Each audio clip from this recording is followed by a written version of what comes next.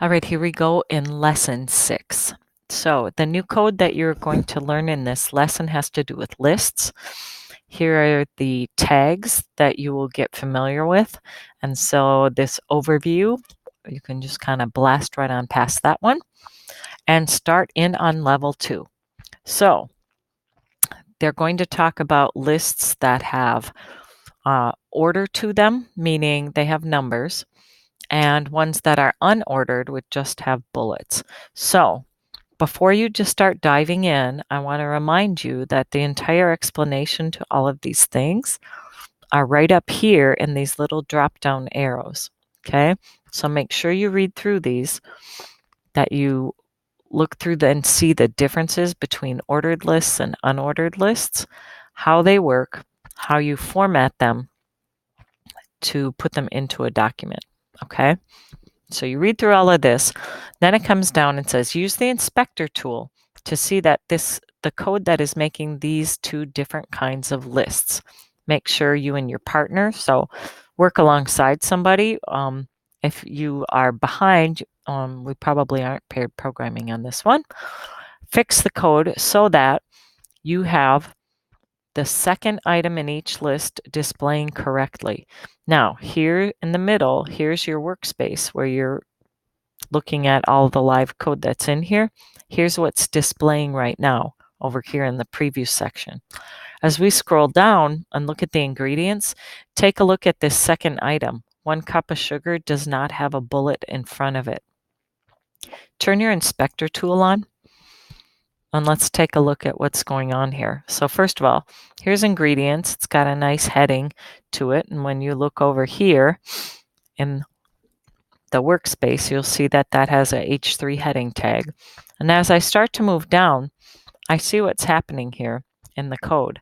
This whole section for my ingredients starts with, I'm trying to get it to stay there so I can kind of show you. So right here, it has an unordered list tag to open it and at the end of it, which means the items inside here are going to get these bullet points, but we're missing one about the cup of sugar. So take a look over there in the workspace and see how you can fix it or modify it so that it matches all of the other ingredients in the list and has a bullet. Once you've done that, then come down and look at the directions. The directions also have a list. This one happens to be what we call an ordered list because it has numbers in front. Now it says the second item is not displaying correctly and you need to fix it. Notice that that sentence, coat the 13 by 9 by 2 inch pan with shortening, that doesn't have a number in front of it and it really should. So this should really be a number 2 and then place the corn syrup should really be 3. So take a look over here in your workspace to figure out what you can do to fix it so that there's a number 2 in front of coat the 13 by 9 pan. All right. Notice how all the rest of the lines are formatted and fix it. When you get done with that level, then move on to level 3.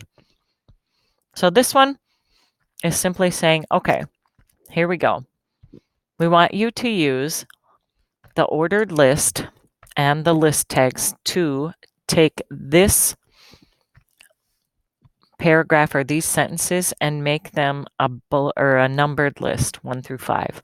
Right now, they've got them typed here in the workspace on separate lines, but when you see in the preview, they're just jumbled together and they're not a numbered list. So after you've gone and looked at all the information you have here, and if you need to go back and look at level 2, turn this into an ordered list 1 through 5, and notice you do not physically type the numbers 1, 2, 3, 4, 5. Nope. That doesn't work. You need to do it with the coding. When you get that one done, move on to level 4. This one, notice that you want this to look like an unordered list with bullet points here. Notice in the workspace, this is what's typed. They put things on separate lines, but remember, HTML doesn't recognize just a carriage return or a return here. You need to format it as an unordered list to make it look like this. Once you figure that out, and again, here are all your suggestions on what tags you should use and how it works. In fact, they even give you a great example here on how to make those bullets appear. So follow that as your guide. Get level 4 done.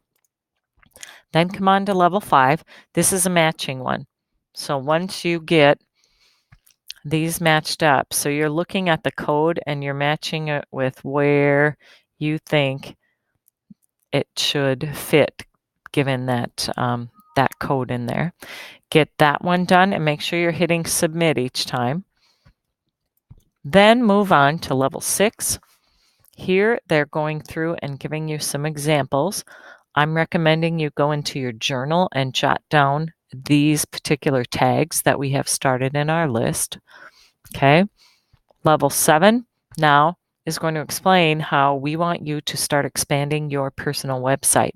You've created it in lesson 4, and you've got that first page done where you have a couple of headings and a paragraph.